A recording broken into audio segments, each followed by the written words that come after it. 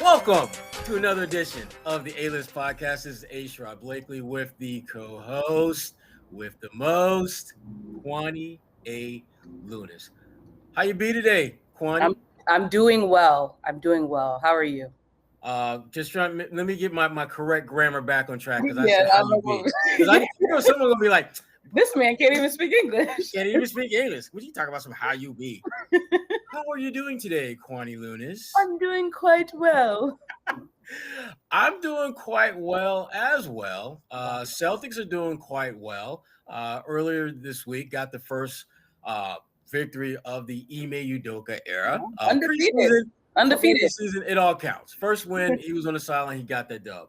Up next, they've got the Toronto Raptors, and that will be the game itself. I mean, if we're being honest and real, you just want to see guys play.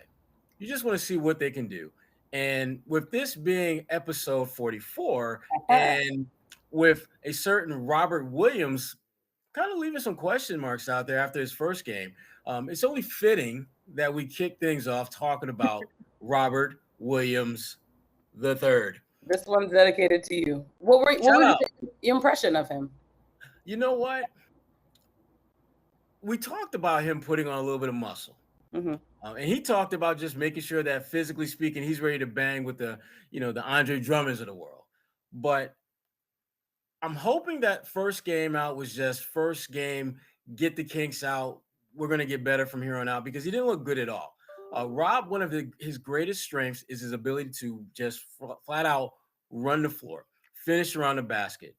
Rob missed more shots in that preseason game than I think Rob has missed like in damn 3-4 months stint. 0 for 7. He made just as many shots as you and I did, Kwani, in that first game. That is never good when my stat line and your stat line and you in the NBA look identical. That is bad. We call that bad, bad, bad. Now, it's a preseason game. No one should be hitting the panic button, but I'm concerned that he is going to take him a little bit of time to figure out how to be impactful with this new Rob Williams body. And that's if you're the Celtics, you ain't got time for guys to just kind of figure out how to play with added weight or less weight. You need guys to just be able to play. That is a concern and certainly something when they play the Raptors, I'm going to be looking closely at to see how does he bounce back. Does he look more like the Rob Williams that we've seen who can go out there and get you like 10 points and take like 6 shots to do it? Or does he look like the dude that was 0 for 7 against, in the first game? Yeah, I'm not concerned at all. I'm with you. It's a preseason game. Obviously, that is a mini red flag, but maybe I think for him it's just getting readapted to the game at that high-speed NBA level, playing with this new roster. I'm going to give him a pass for this game, but like you said, bouncing back in the next game against the Raptors is going to be one where we can have, I think, a bigger playing field when it comes to looking at what he's doing so far and really evaluate from there. Yeah, I'm not freaking out because the sample size is one meaningless in the grand scheme of things, preseason game. But you want guys to go out there and dominate. Absolutely. And when you talk about dominate, and you're talking Celtics, you look at what Jayson Tatum and Jaylen Brown were able to do. Both of those guys, damn near had a point per minute played. No one told them it was still preseason because they were not treating it like that. Right. And they did the kind of things that you expect them to do. I mean, Jaylen had 25 points and I think it was like 26 minutes. Yeah. Jayson had like 18 points in like 25 minutes, but was really efficient. Was in terms of getting to the free throw line, which is something that he's talked about. Didn't shoot the ball particularly well, but he was able to get to the line and was rebounding. Defense was solid, doing the kind of things that your best players should be doing in a meaningless preseason game. But the conversation tends to be when you talk about those guys, what are their ability to play well together? Can they play well together? Are they capable of being guys that can be complements of one another? And they've talked about that, obviously the last few days, just about their bond. But Kwani, I mean, does it really matter whether they like BFFs or in the grand scheme of things? It definitely does not. And that's the thing that I've been trying to harp on. We did our live podcast. If you missed it, hopefully we'll have another one with Anna Horford. And we talked about the fact that someone actually asked in the crowd, like, do Jayson and Jaylen need to be this dynamic duo. I don't remember the question, but the point that I made is that we're talking about nicknames and how Fire and Ice came up. And I think that nickname, not that it even needs to be relevant, but I think it exists and makes sense because like we when we watch that interview that they recently just did and we look at the way that they play on the floor, if one is hot, maybe the other one may not be on a streak as well, but the other one is usually doing something else that's helping the game stay at the pace that it needs to. And I think that's what you need when you have two superstars on this team, two very talented players.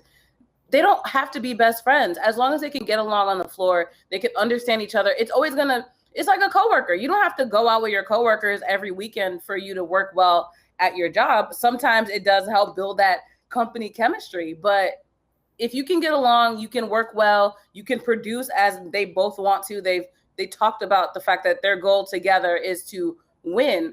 That's all you need on any team. So yeah. I'm okay with them not being best friends if that's not the case. Yeah, I think they're good friends, but I don't think they're like, attached at the hip. But I think it's telling that when Jayson came back, from the Olympics, one of the first things he did was he connected with Jaylen. Yes. Took pictures with the gold medal. Mm-hmm. And conversely, when Jaylen, opens up his business here in Boston, where there are a lot of players there, mm-hmm. almost every angle that you shot from that event, Jayson Tatum was behind him. Yep. And to me, I thought that was just kind of symbolic of their relationship, that, no matter how you want to slice it, no matter how you want to look at it, they are going to be attached in some capacity, and they have each other's back. Mm-hmm. And having spent some time around, Jayson's people out in St. Louis, and having spent some time around Jaylen's folks down in Marietta, Georgia, there is absolutely no doubt in my mind that they are driven to make the other better. And I think sometimes when you're seeing that from the outside, you interpret that as, ooh, they don't like each other because they're not like really, they're not booing up with each other, and they don't have the bromance that a lot of players have. You don't need to have a bromance to have the ability to advance in the playoffs. They've shown their ability to play at a high level. They've shown their ability to work in sync with each other to help this team go far. And now, to me, the added layer to their growth is leadership. And how are they going to harness that power, that energy, that focus that you need to be the front and center men of the franchise, mm-hmm. and do so without stepping on one another's toes? Yeah. I don't think it's going to be that complicated for them, but it's definitely something worth watching. And to me, it won't be a matter of them whether they get along or not. It'll be a matter of just whether they can figure out what the hell they need to do in mm-hmm. order to be great. And, as Brad Stevens always tells us, to be the best version of themselves when they play.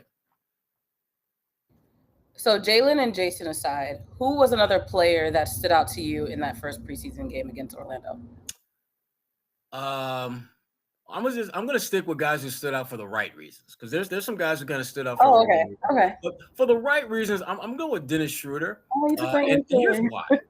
He did not shoot the ball particularly well in that game.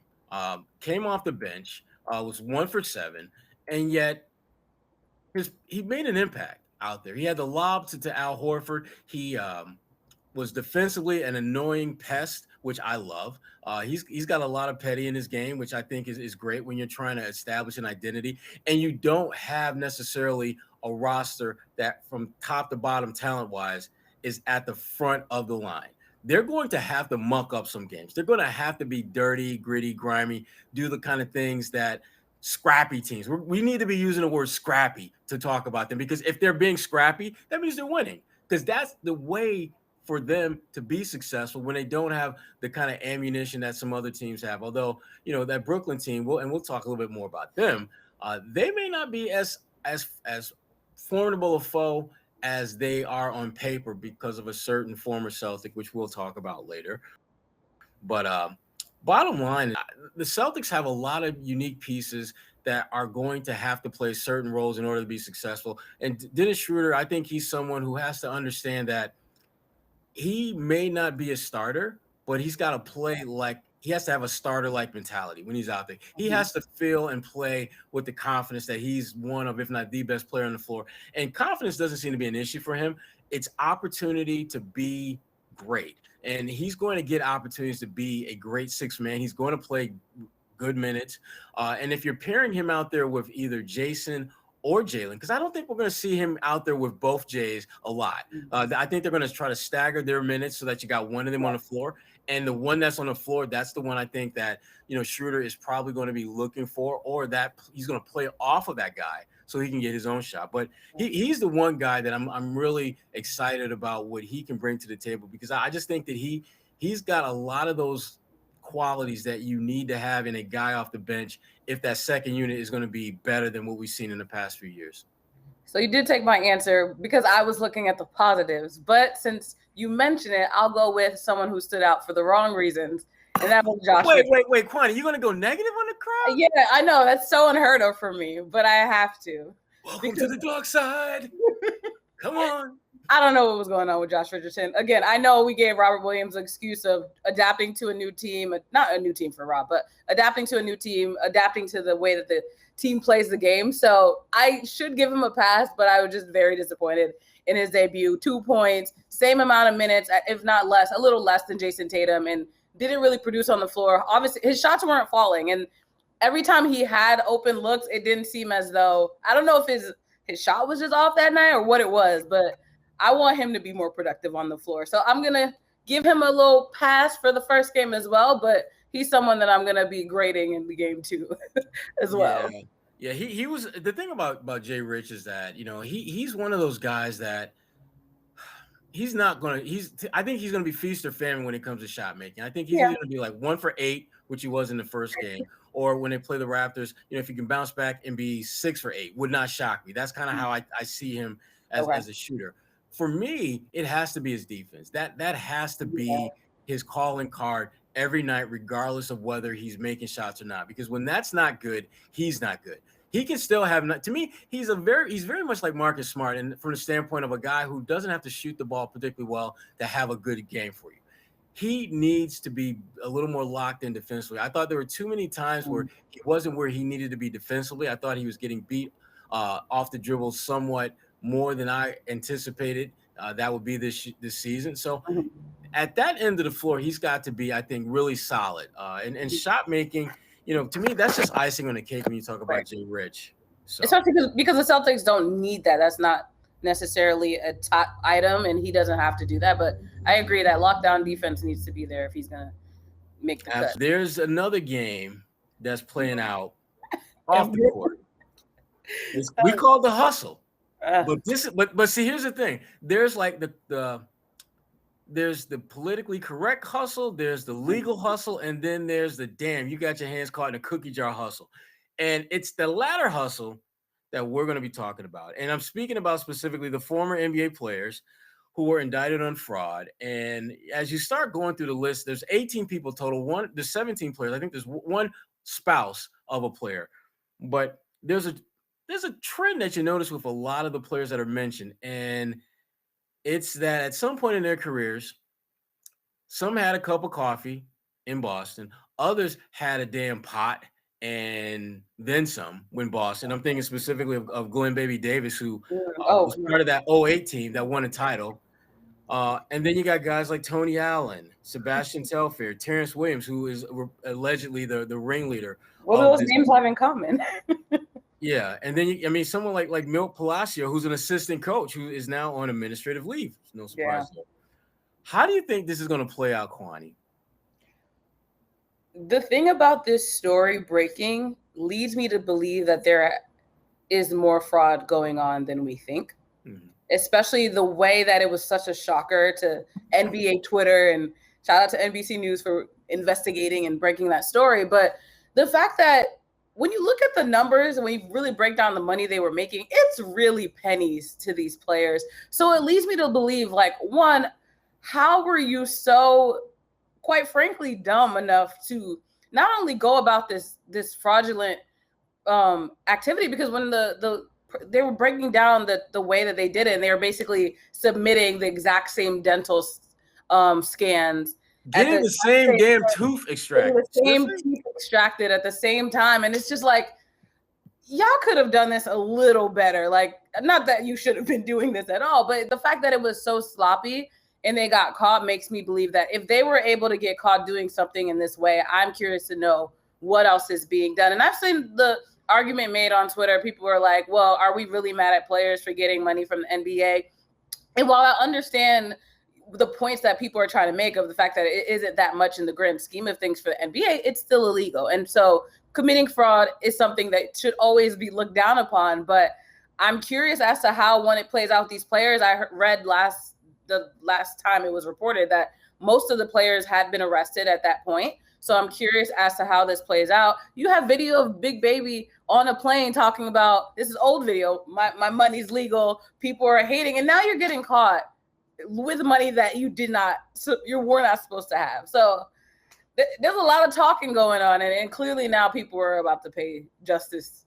It will be served.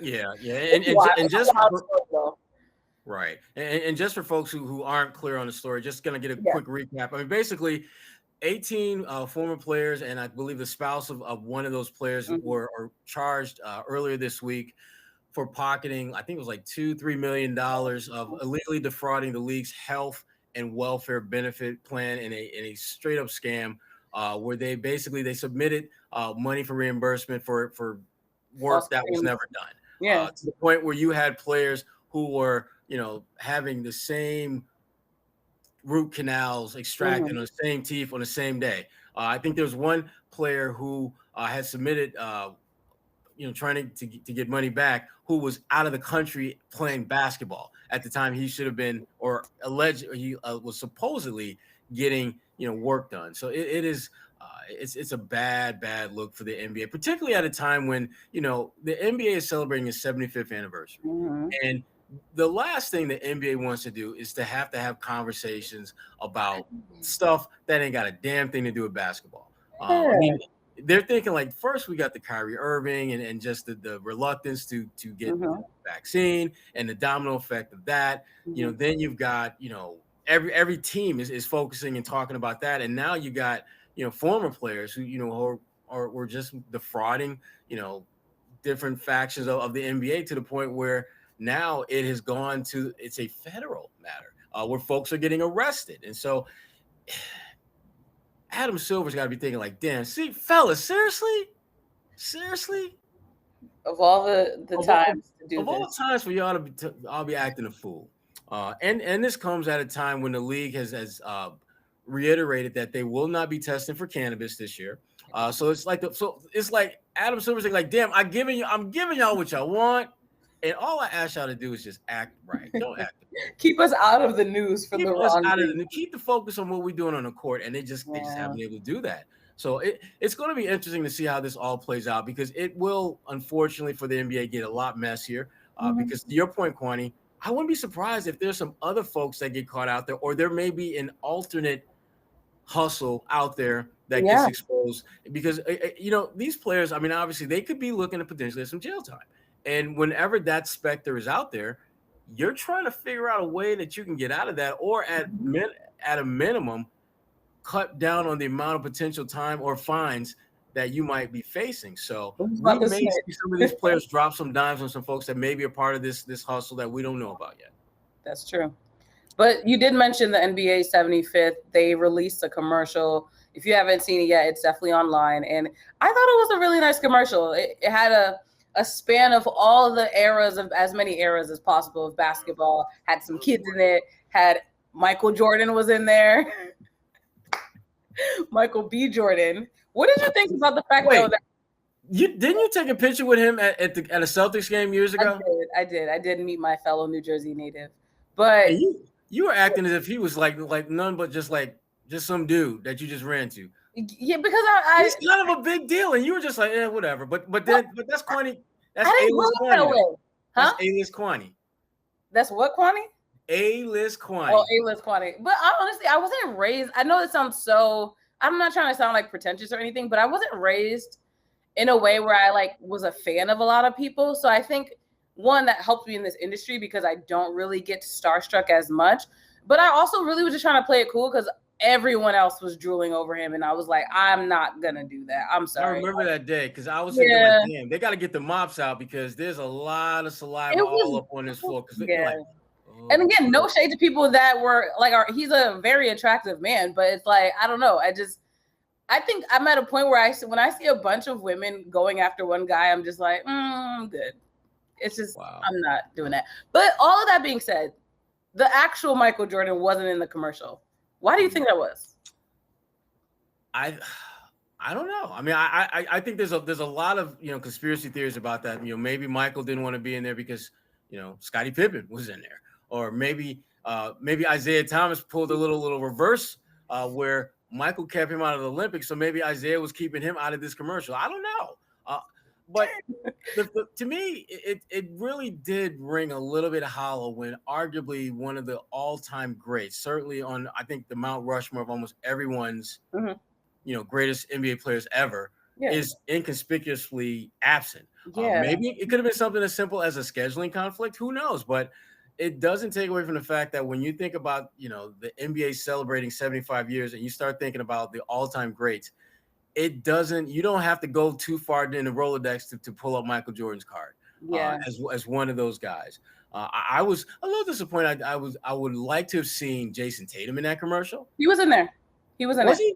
Yeah, it was a quick edit. It wasn't that bad of an edit, but he was towards the end.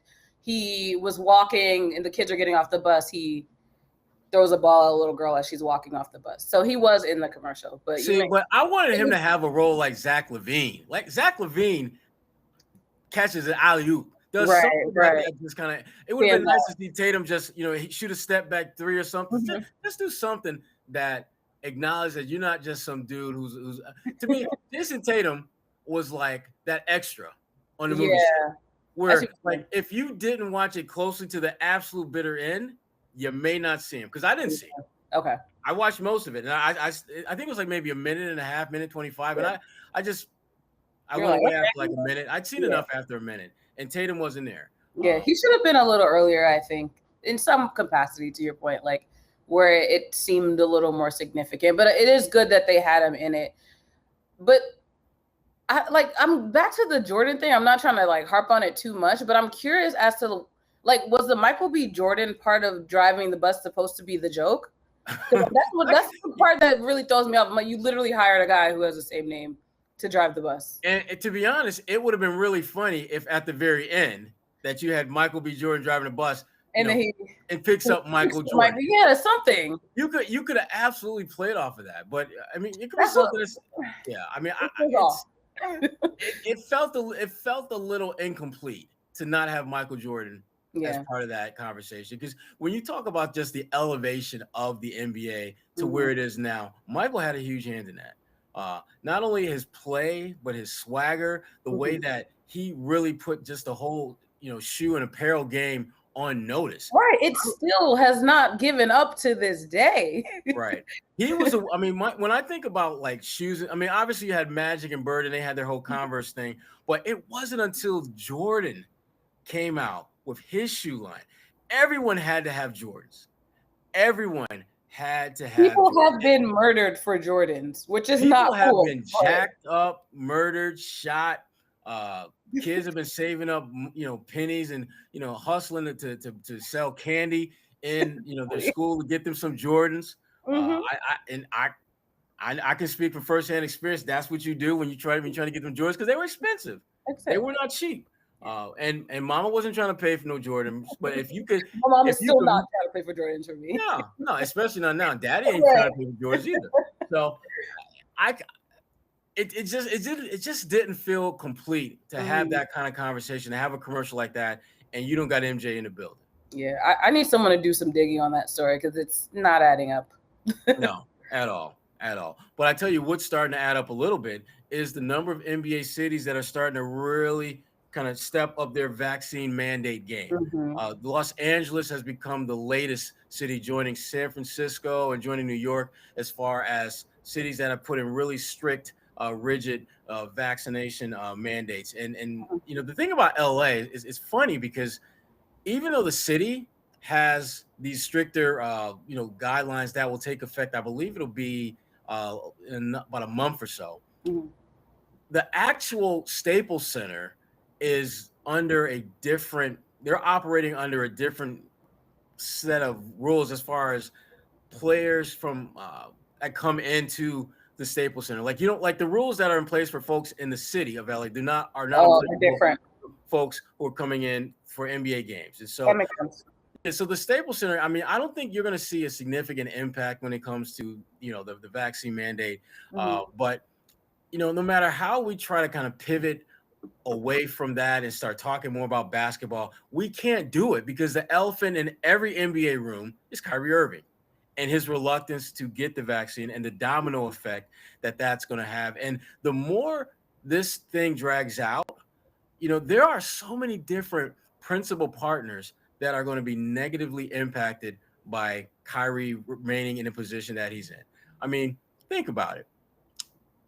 James Harden is going to have the option of re-upping with the Nets, and he's been kind of kicking that can down the road a little bit. And if Kyrie doesn't play this year, that's going to hurt your chances of him coming back. If you are looking at someone like Nike, which recently announced that all their employees are going to be vaccinated, he's one of Nike's biggest moneymakers.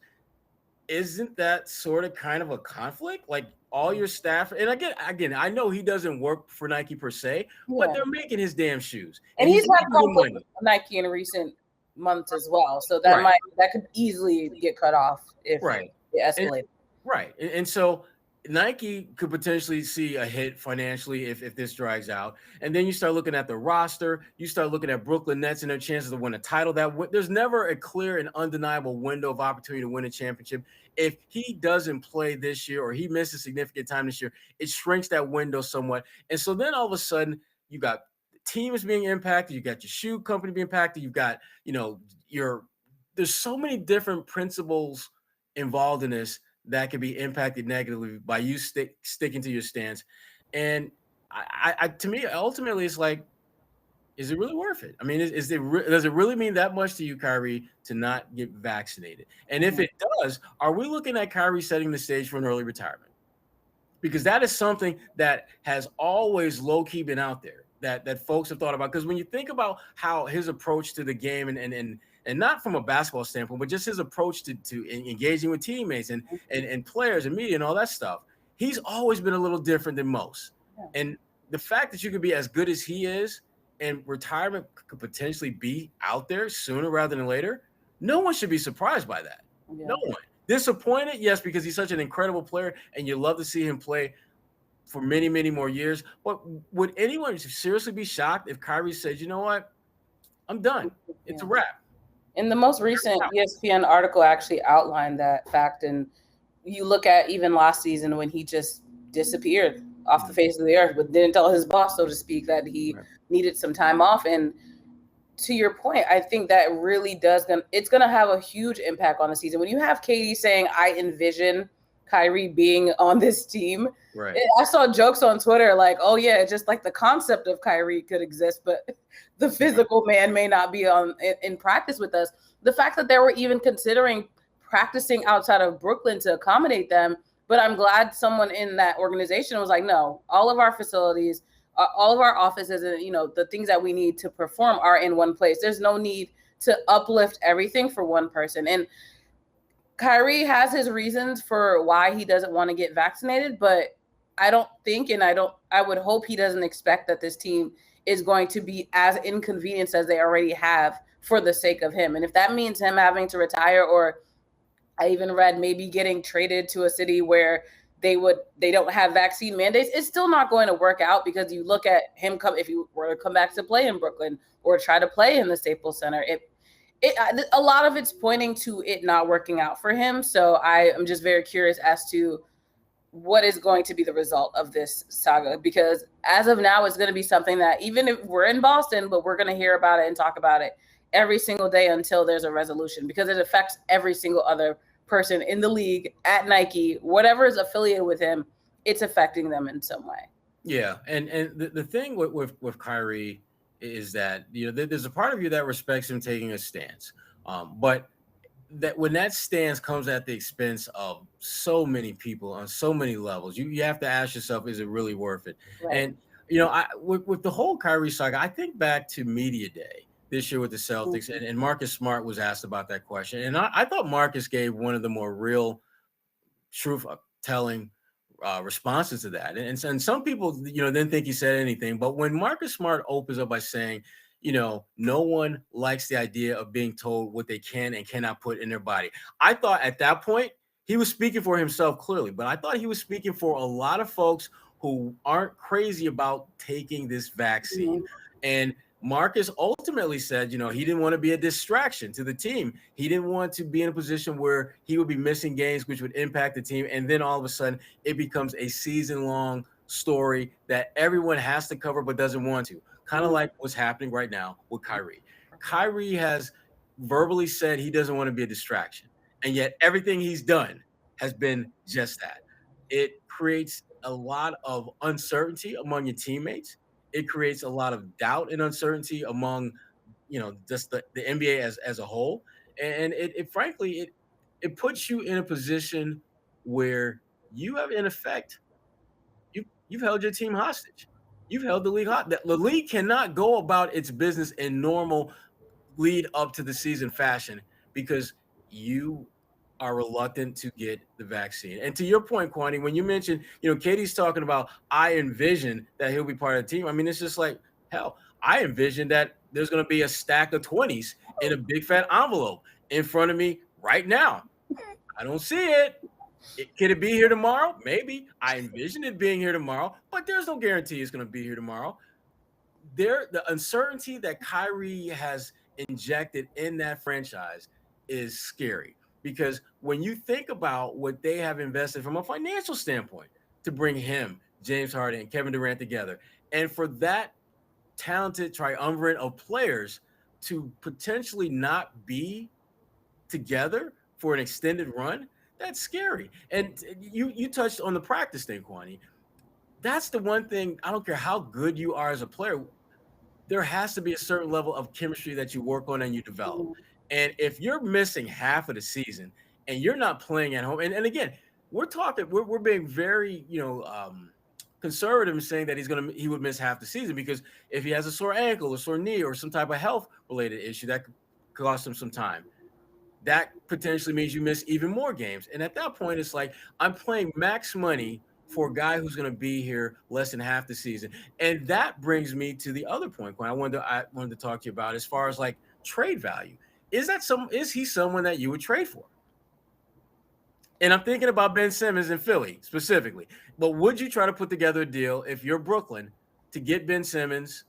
And if you're Philly, would you be open to the idea of trading Ben and getting Kyrie in return? Dang, that is a tempting trade offer. Which team am I? Am I Brooklyn or am I Philly? Pick your team. Pick your team that you think should do that deal, and why do you think they should do that deal? Well, it's a no-brainer for Brooklyn. Obviously, Philly is a team that would have the hesitation. Kyrie is a huge risk when it comes to whether or not he's going to show up to practice, whether or not he'll even want to play in Philly, which is close enough to New Jersey. So I could argue that maybe he would consider it if he had any say. But for Brooklyn, that makes a lot of sense. You have a player that, yes, does have some work to be done with his game, but is clearly motivated to play somewhere else. Very talented person. Put him with KD and James Harden. I'm curious to see how they would help develop his game too. I mean, if I'm Ben Simmons, I would love to play with those two and really develop my game and, get rid of all the skeletons he's had in Philly. So it does seem like a decent fit. Obviously, logistic wise, I don't know if it would work out, but if I'm Brooklyn and the money works out, then why not make a phone call? So you think Brooklyn would be the winner if they made that deal? If we're talking about a still TBD Kyrie Irving who decides either he's not going to get vaccinated or not practice, I know it's a risk, but the risk you're taking is Kyrie going to be able to play this season, or am I going to have a solid body that is actually going to be on this roster? Because right now Kyrie's an unknown. So the logic for me is someone that might play or someone that will definitely play. Okay. And I'm going to go with the Ben Simmons would definitely play in some capacity as long as he's obviously healthy. Right. I want to go with Ben and Brooklyn would be the better deal. But here's the thing about Ben. He is a tremendous, talented player, a well-deserving all-star, but he has a flaw that, as he plays, will ultimately get exposed the deeper you get into the postseason, and that is he does not want to be that guy in crunch time. And Brooklyn gives him the shake. He doesn't have to be that. He doesn't have to be that guy in Brooklyn. And I still think that even if he's not that guy, at some point you're gonna need him to do something that makes him uncomfortable. And can he put whatever his concerns and reservations behind long enough to be whatever they need him to be? That takes him out of his comfort zone. So I'm a little bit hesitant to do that if I'm Brooklyn, even knowing what Kyrie could potentially be available, not be available, because as great a talent as I think Ben Simmons is, I think you have to question his mental toughness when he is showing concern and apprehension about laying up a damn ball or dunking a damn basketball in a deciding game because he's afraid he's going to get fouled. That is a serious, serious flaw. And I'm not convinced surrounding him with Kevin Durant and James Harden is going to fix that. I still think that now I give Ben Simmons credit. He's talented enough to where it's not going to be a night in, night out issue. I have absolutely no doubts that more times than not, it won't come into play. But when you get deep into the playoffs, when you get to the NBA Finals, where you have teams that have the ability to not shut down Kevin Durant or shut down James Harden, but make things a little bit tougher for them than it normally is, and they need that valve, that escape valve, that one player that can create some things that can loosen a defense up or ignite their defense. Ben has the talent to be that guy, but I don't know if he's got the temperament. That, to me, makes me a little bit leery of if I'm Brooklyn to pull the trigger on something like that, because again, Brooklyn, that team is being built to win a title, and you need to have guys who are locked and loaded with that as their mentality. And as talented as Ben Simmons is, I'm not convinced that from a mental standpoint, he's tough enough to be there when they need him most. And if you're Philly, you've seen what that looks like. You saw what it looked like in the playoffs. And Kyrie is such an unpredictable type of player. Would anyone be shocked if he just decided at the very 11th hour that, you know what, I'm going to get this vax and I'm going to play. I'm going to ball out. It would be very Kyrie-like to just catch us all completely off guard with that. And if you're Philadelphia and you make a trade for him and he comes over to that side of thinking, oh my, they become an extremely talented team, extremely motivated team. And you better believe Kyrie is going to use being traded to Philly as motivation and then some when they play Brooklyn. And as great a defender as I think Ben Simmons is, Kyrie is one of the most difficult players in NBA history to defend in a one-on-one situation because he's got such great handles. He can finish at the rim, and he has throughout his career steadily improved as a shooter. And when you got a player with that type of skill set and you sprinkling in a little bit of added motivation, that becomes a tough cover. And obviously the elephant in the room with that team would be Joel Embiid, who is unstoppable. There's no one in the East. So you've got two guys who are unstoppable on your roster, and you're playing a team in Brooklyn potentially that has obviously Kevin Durant and James Harden who are right in that same conversation. And then you got Ben, who, again, very talented, but has a clear and undeniable weakness. And it will make for a hell of a series. I know I will have my popcorn out ready to comp away watching that bad boy. But again, a lot just depends on whether I think Brooklyn is willing to go down that road, because there's so many potential potholes that they could come across. And not even talking about, how Kevin Durant and James Harden would feel about that. Because if it ever got to the point where they were seriously looking to move, you better believe that Kevin Durant will have co-signed on that. They're not going to do something like that if he doesn't want them to do that, or he doesn't know about them doing that. He would not be happy about that either. So it makes you think, though. That's a trade that I definitely am like, the wheels are turning. Obviously, we don't get paid enough to have to think like that, but it is one that makes you think. I don't. You might. I don't. I don't get paid enough to think like that? Nah. Make trades? Oh. No. I was like, dang, maybe I need the stack of money to be outside my door then. Now, if it were outside my door, that's different, because then they're paying me for that. Right. They're paying me for that. So anyway, Good podcast. But obviously, this is not the only thing that we do. Kwani, you've always got something going on. I do. Um, what's the latest with NBC 10? Yes, local lowdown. If you didn't hear me talk about it, it's us running around different neighborhoods, figuring out what people that do live there. So our next stop is Roxbury.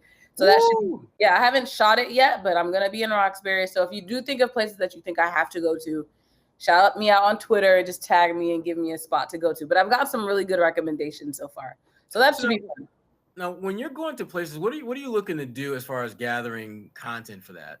So I usually pick, obviously food is the easiest one. Like we started with Alston, we had 2 restaurants, but then we actually went to a record store and browsed through some records and saw what they had there. And for every city and neighborhood, I just want to find unique things, like whether it's a spot that everyone goes to or the bookstore that's underrated because it always has a bunch of gems, or even a thrift shop that always has affordable, cute styles, whatever the case may be. Literally anything in that neighborhood that stands out and that I would say defines who or what the people that live there do, I would think of that place as worthy of spotlighting. Yeah.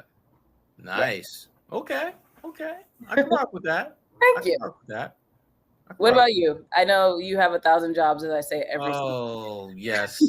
Yes, I do. Bulletin.com. I will be just putting some new content out there about the Celtics, looking ahead to the Toronto game, probably focusing on Rob Williams a little bit and maybe getting to a little bit of Kyrie Irving. But Rob Williams will be kind of the focus of that because obviously dude was 0 for 7 in the first game. And I don't know if Rob has gone like a month missing that many shots. So I'll be doing that, and also stuff for Bleacher Report. We're going to be coming out with our top 50 list. That should be coming out fairly soon in the next few days. So definitely pay attention to that. And I will be doing some individual breakouts of some of the players on that list. And spoiler alert, Marcus Smart is in the top 50.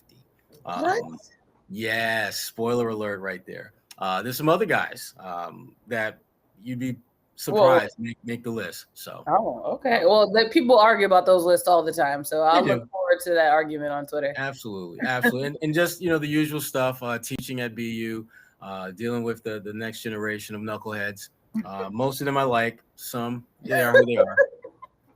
No, I love all my kids, but that's kind of it for me. So it's just staying busy, active. Oh, and also writing columns for Ebony. I've got one coming out fairly soon about Candice Parker, who, and the gist is that basically we need to give Candice Parker her flowers while she's still balling hard. Absolutely. Let's not wait till like 10 years from now. Like, man, back in 2021, Candice was really finishing her career off nice. Let's give her props right now when she's in the midst of just being just the ultimate badass in the WNBA. I am very much looking forward to her WNBA Finals appearance because, that girl could ball. She's bad. I mean, had a near triple-double in the deciding game. And even though she obviously isn't playing at the level that she was, 8, 9, 10 years ago, Candice is still kind of nice. Right. Still kind of nice. And the thing that I noticed about Candice, and it just makes me ill, is that Candice looks so much like she did 10 years ago. Father Time is like in the closet, like, Candice, when you gonna let me out? She's like, I'm still balling. I'll let you know when I'm done balling.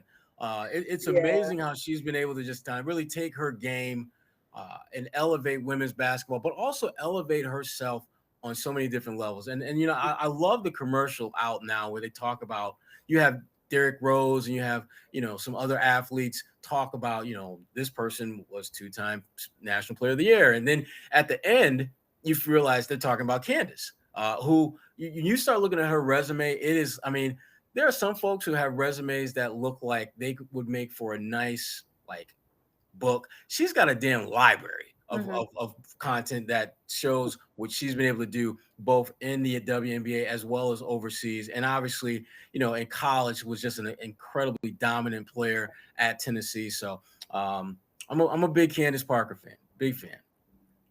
Same. I'm rooting for her now. Exactly. I was rooting for her before, but I'm not gonna lie, I was kind of rooting for the Connecticut Sun in that series. It was a fun series, but then Connecticut clearly couldn't get it together. There's no way. Yeah, they couldn't handle that. They couldn't handle that. Now it's all about Chicago. It's all about the sky. So, well, Kwani, Another podcast in the books. Another one in the books. The Robert Williams edition, episode number 44 in the books. Love it. And don't forget to subscribe to the A-List podcast if you haven't already. And what else we got, Kwani? That's a wrap on the Robert Williams podcast. We'll be here next week. Yes, we will. For Kwani A. Lunis, this is A.Sherrod Blakely. Thank you for checking out the A-List podcast, and we will see you, and hopefully you will see us